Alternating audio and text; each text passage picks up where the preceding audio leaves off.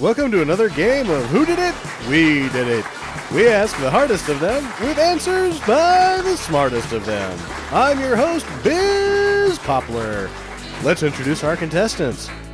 Dr. Jackie is a host on Stinker Madness and a lover of dogs and a good book. Hello, Dr. Jackie. Thanks, Biz. It's great to be here. And he is a part-time author and full-time writer of podcast intros. Let's welcome her husband, Justin. I'm ready to play this, you. And last but not least, he's a lover of sandwiches and aspires to be a time traveler. It's Sam. Thanks for having me, Biz. I assume this is just like Jeopardy. Let's get started. First question. He was the first to make that which is used primarily by them. Nikolai Tesla. Correct!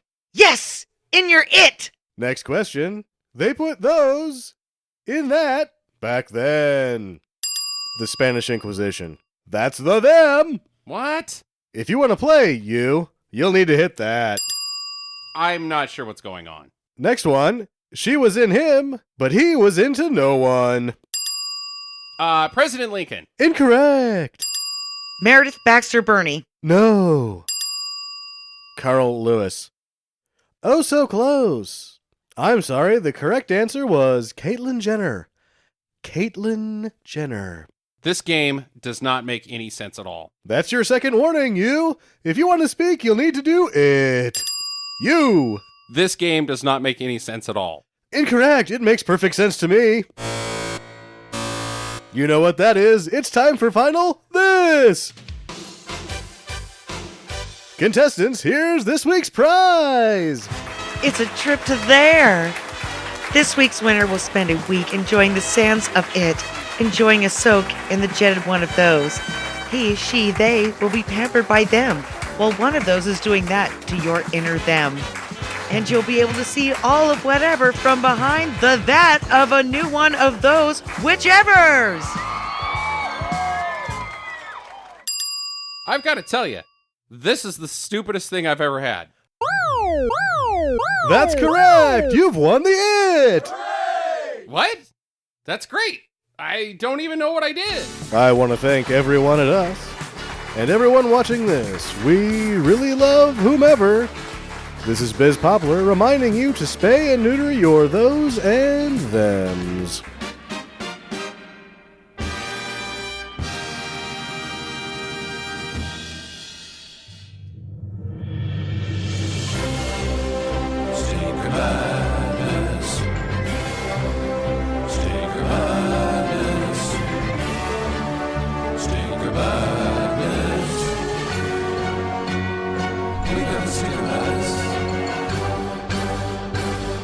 Hello and welcome to Stinker Madness, the podcast for bad movie lovers by bad movie lovers. I'm your host, Justin. With me, as always, is Sam and Jackie, the these and those of the this. Jackie, how are you today? This is good. And Sam, the Sandwich Man. He is that? Which is those. Yes. The movie this week is She, which is a pronoun. It stars Sandahl Bergman, and we'll be guesting Toren Atkinson from the now defunct Caustic Soda podcast and the now not defunct Darkest of the Hillside Thickets, the West Canada band that will come down and talk to us about. Anyways, as we usually do it each week, we've got some streaming do's and don'ts, so let's get into them. Starting out with On Stars, Jackie and I watched this, starring Piper Perabo and Parabo. Piper Parabo. I think it's Parabo. Parabo? I don't know. Piper Parabo. She's the Coyote Ugly, right? Right. Bish. And Lena Headey, the Cersei from Game of Thrones. And she's in the 300 as well. Yes, she is. Yeah, she's Gerard Butler's wife. And she's in the drug dealer bad guy in the new Judge Dredd that wasn't really that bad. Yeah. She's getting around, man. She's been around the whole time. She's been around. This was a 2005 movie. I was kind of surprised to see her. I unfortunately have to say that yes, she is. She's still a pretty lady, but she was really good looking, I'd say. Oh. That's high praise. You never talk about any of the ladies. Yeah. No, I thought I was just like, wow, that's Cersei. Yeesh. So yeah, the cave had some dudes in it as well, but they were like, if Dermot Mulroney, what is it? Patrick Mulroney, Dylan McDermott, Dylan McDermott Mulroney. Yeah. If those guys are just the wannabe good-looking guys from every movie, there was those guys, like Patrick Muldoon levels of like, God, I wish I was Dylan McDermott. Mulroney. But they weren't. They weren't even Patrick Muldoon. But they were those type of guys that you'd seen before. KV McSanderson. Can't even say any of who they were. Patrick Duffy. Yeah, I think McKagan. One of them was Duff McKagan. Craig McCracken. Jack Mayhoff was in this movie. Oh my God. No, Jack Mayhoff is... it might as well have been Jack Mayhoff, though. So these spelunkers go into a cave to, like, spelunkle, and they go so far deep that they find some spooky things inside the cave. You remember this one, Jackson? Yes. Riveting commentary from Jackie. They turn into monsters.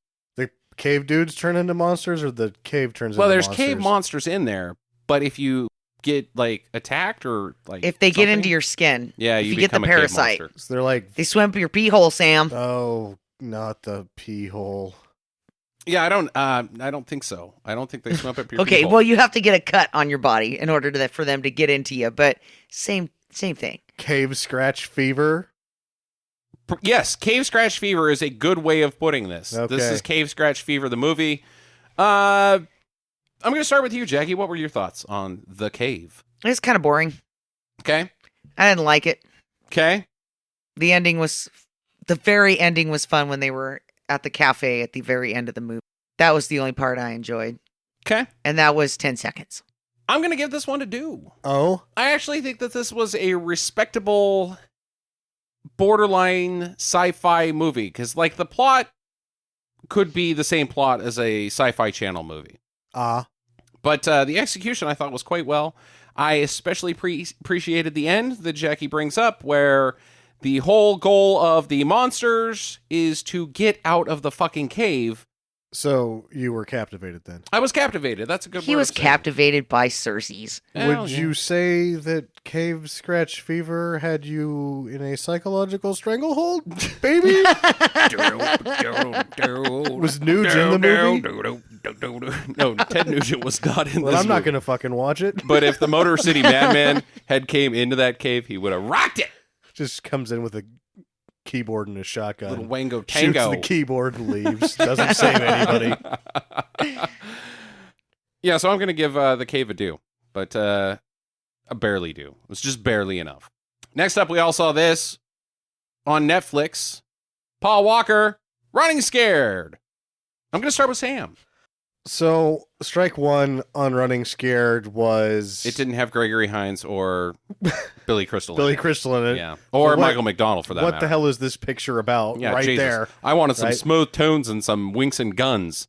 No, strike one was that I was supposed to be in the description in the first 6 seconds or whatever. Sure. I noticed in the first minute that it was going to be far too over edited for me. Okay. All right. Strike two, why did the mom's underwear have to be G-string around her, like G-string suspenders? Vera Farmiga, is that Yes. her name? I was kind of surprised to see her in this. And this is a 2006 movie. This is mid Paul Walker's career.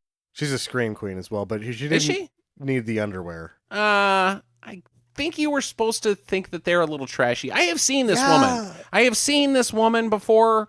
She's around. The people that live next door to you sometimes have the lady that has the underwear hanging out of her pants, and you're like, and right above it was usually the tramp stamp. I think Vera Farmiga was like, I don't want to do the tramp stamp. I'll just do the underwear, but I'll just have most of my ass out. hanging out. Yeah. Or my underwear at least 7 inches above my pant line. Yeah. Whoa, boy. It was really high. It was out there. A lot of underwear. That was like a thing back then. I think it was a thing back then. It was like a sexy thing. So that people knew that you were wearing sexy underwear. That you had crotch protectant Yes. from the elements. Just rip the butt out of your pants and just have the inseam. In case of the ass pants. Just turn it into chaps. Yeah. Crotch chaps. Get keep the beeve covered up, but let that butt out to play. Maybe she wants the butt out to play, just not the butt hole.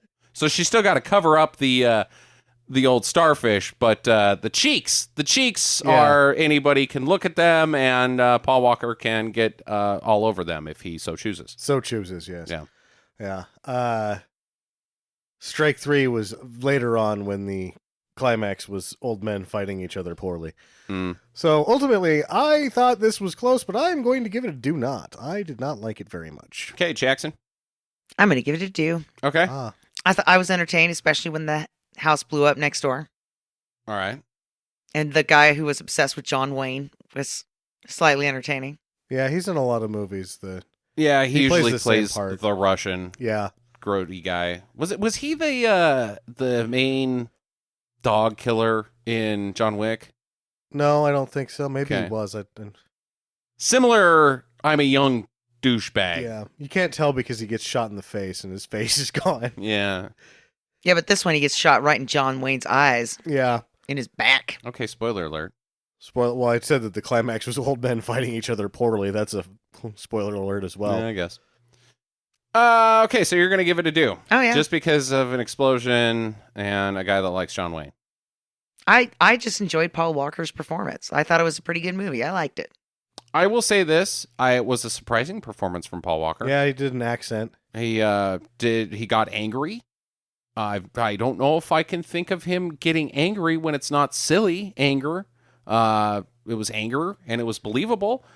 Other than that, I'm going to give it a do not hit either. I thought for the opening 6 seconds that I was supposed to be in, I was in, and then it didn't deliver past that 6 seconds. I was like, whoa, this is going to get hot. And then all of a sudden, it just wading through plot. Whereas, again, John Wick, you got those 6 seconds of telling a story, and then it's just gah from then on. And I needed gah from then on in this movie, and I didn't get it. The characters in the film have to do inexplicably stupid things to keep the plot going. Yes. Like, because it revolves around this gun, and they just do things that are completely nonsensical with the gun in order to keep the movie going. Yeah. Like, without them just making the most insanely odd decision ever, the movie would be over.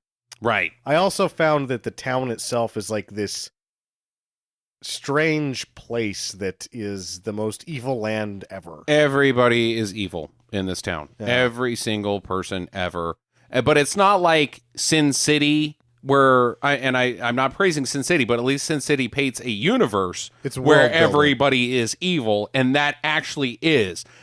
This is painted as this is just your normal town, and everybody we run into is evil. But it's still every single person in the movie is evil. Is evil, yeah. It was just a poor job world building. Yeah. But it's just right on the other side of the 5 level, the right in the fence. So almost there. Last but not least, on stars, Warwick Davis is back. Leprechaun 4 in space, directed by Brian Trenchard Smith, and starring that one lady from Best of the Best 4. Wasn't there somebody else in it besides Warwick Davis? I thought the Martian lady was somebody. No, I didn't. I thought the half man, half robot leader of the spaceship, evil bad guy kind of guy, he looked kind of familiar, but he was basically just a shitty Udo Kier. Yeah, no, there wasn't anybody in this movie. Yeah. But the Leprechaun was. Some real bad special effects were like, whoa, boy, Very that's bad. CGI. He didn't even have any really good leprechaun jokes this time.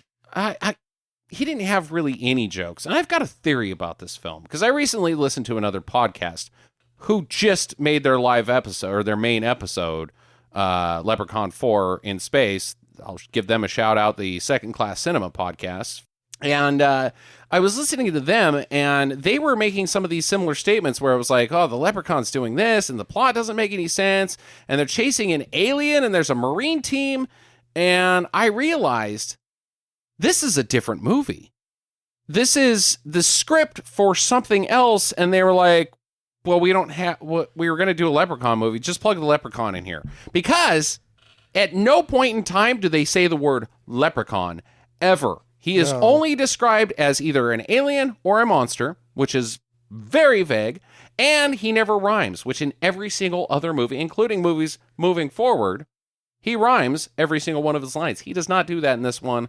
I think it was just fucking put the leprechaun in that and let Brian Trenchard Smith direct it. It'll work. It was a complete clone of Alien.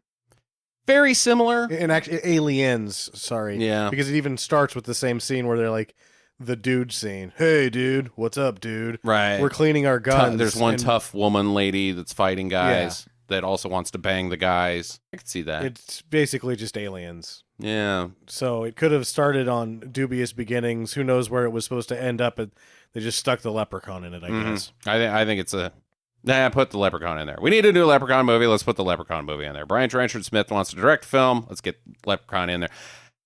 Long story short, I'm still going to give this one a do. I thought it was great. I thought it was great. I thought it was boring. Do not. Really? You just don't like it because it's in space, which is, No, it's not that it wasn't space. It just wasn't entertaining. There wasn't any leprechaun hijinks.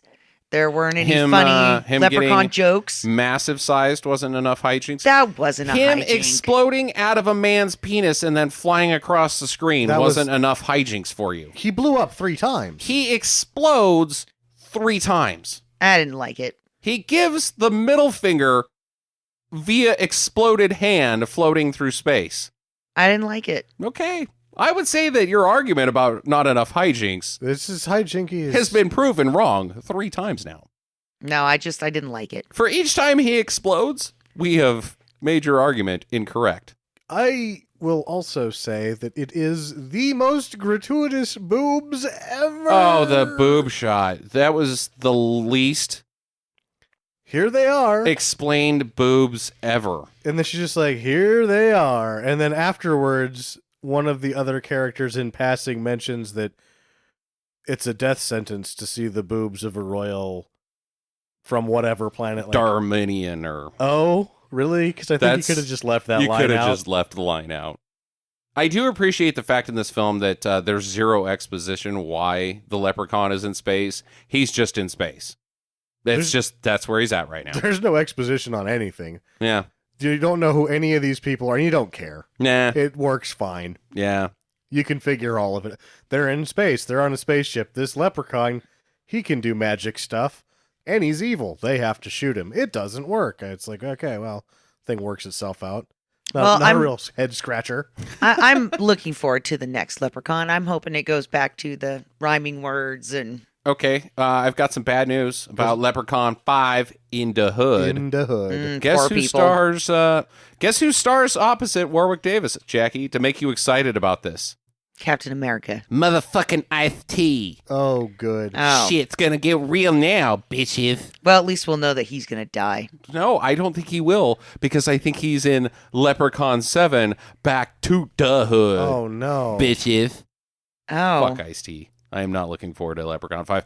I'm going to give Leprechaun 4 a 2, but it is not nearly as good as Leprechaun 3 when he's in Vegas. Damn.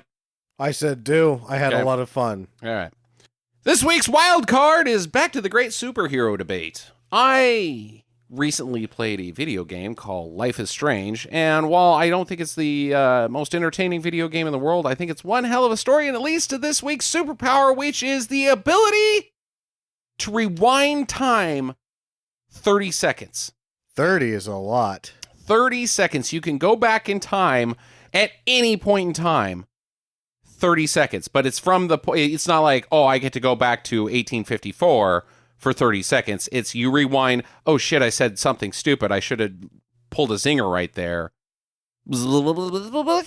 I'm pulling a zinger right here. Can you do it over and over again, or you just get like once per? Unlimited amounts of tries. So you are at a bar and you just play Groundhog Day until you hit the right pickup line? That is correct. But you couldn't be like, you couldn't walk into the bar and the bartender says, oh, dude, you just missed it. Like 5 minutes ago, this lady was here and wow. And you would be able to rewind 30 seconds, walk back into the bar, and he would say, like, you just missed it. This lady was just in here. Yeah. Wow. I mean, you like walk up to the lady and you're like, are those Windex pants? Because I can see myself in them. Right. Did it hurt? What? When you fell from heaven? Do you want to see my wiener? Sure. Okay. Yes, you could do that. Yeah. You could do that, but you Well, it's couldn't already- change anything before 30 seconds. Well, that's quite useful. Okay. Yeah. All right. What about the consequences? Which I guess Like, they're... if it keeps getting worse, you just go back to what worked Right. out the least worse. Yeah. Okay. Like, if you get pulled over and you try everything 100 times and just giving him your damn license works out the best, Mhm. you end up just going with that eventually. Okay. All right. How about career choices? Is this going to help you in climb the corporate ladder or become the chief star on screen or the Well, I think 30 seconds quarterback isn't for the Jets? enough. Quarterback for the Jets, yeah, 30 seconds is more than enough. To, I mean, the quarterback of the Jets. I bet you Mark Sanchez would have liked to have some of those back. yeah, he would still be throwing the same pass. It would actually be a paradox for him. He would be trapped in time. I just can't get it there. Fuck. Go you Broncos. Yeah. No, I don't like. In the course of an interview, it'd be awful. You'd actually there'd be no way to use it because there's too many questions and you get tired of rewinding. But I think in anything where a quick decision matters, it would help out a lot. Okay. It would definitely help out in those moments when you're like, oh no, don't say that as it's coming out of your mouth, which happens to me a lot. Okay, you guys are focusing a lot on verbals here. What about like superpowers? Like, what if you were going to fight evil? If you're gonna fight evil, you're still just a douche and you're gonna get killed. What about well, not necessarily. What if you're a bullet dodger? You just because you get 30. even if you get shot, you're unless it's shot right in the fucking face and your head explodes and you're dead instantly. If you get John shot Wick. in the tummy, yeah, even in the heart, Yeah. don't get shot. You just turn to the side right as they're firing. You're Wait. a bullet dodger. You could choose to do something like that. I'd probably choose to make a career out of parlor games. Okay, So like bowling or pool or something that you could get rich at, but yeah, just keep trying the same shot until you make it. Uh-huh. But then you'd have to miss one every once in a while just to keep people convinced that you weren't superhuman. Okay, But I mean, all you right. could make there's a variety of ways to make a very good living out of this, and that's the same thing I said with your the ability to talk to sharks or whatever. Yeah, fish. That you could become rich. Actual fish Anything man. that will make me rich as a superpower, because I'm a person that doesn't want to get shot at. I just want cash. Mm-hmm. So this one's a 7. Okay, Jackie. I'm going to give this one an 8. Whoa! I really liked this one. I mean, there's just so many things that you can do with this. You have one. I'm going to throw one more curveball at you to reduce your score. One con potentially, the butterfly effect.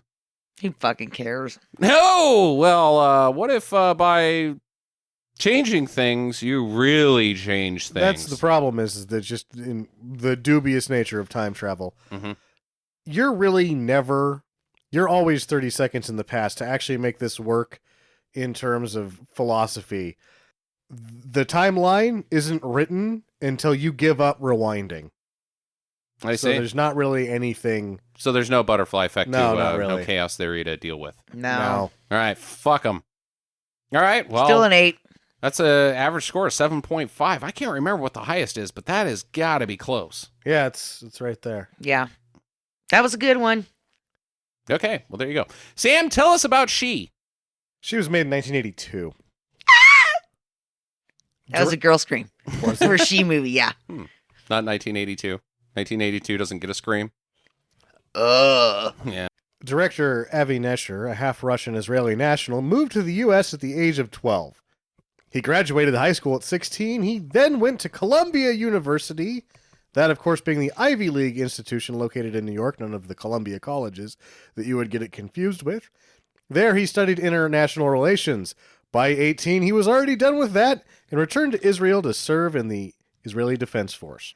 Now, this is where things get more interesting than they already are, because we're dealing with somebody who's pretty much a super Wait, genius. hold on.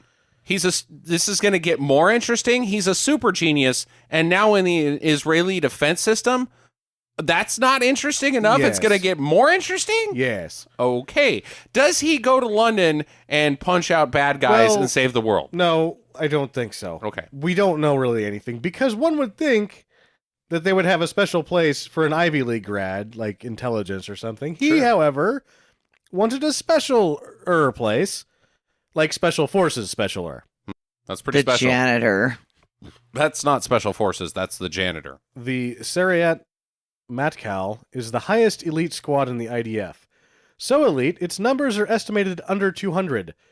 This guy is Israeli fucking Delta Force. Holy shit. Yeah. At 26, he directs his first film, Halahaka. Why did he stop? We'll get Okay. to that, All right. which translates to the band. The next year, What translates to the band? Wahalaha. Halahaka. Hmm. The next year, Dizengoff 99, both films have since achieved cult status in Israel. He returns to the U.S. and directs the 1982 release, She. The film being released in 1982 leaves me to believe that most of the production of the film was in 1981. In 1981, Ronald Reagan assumes the office of President of the United States. The Iran hostage crisis was settled moments before Reagan assumes office, and later in the same year, the U.S. would start an aircraft trade embargo against Israel over the loose bombings of PLO-suspected organizations in civilian areas. This also the year that Reagan would sign the top-secret National Security Directive 17, which would, of course, be the beginning of what would eventually become the Iran-Contra scandal.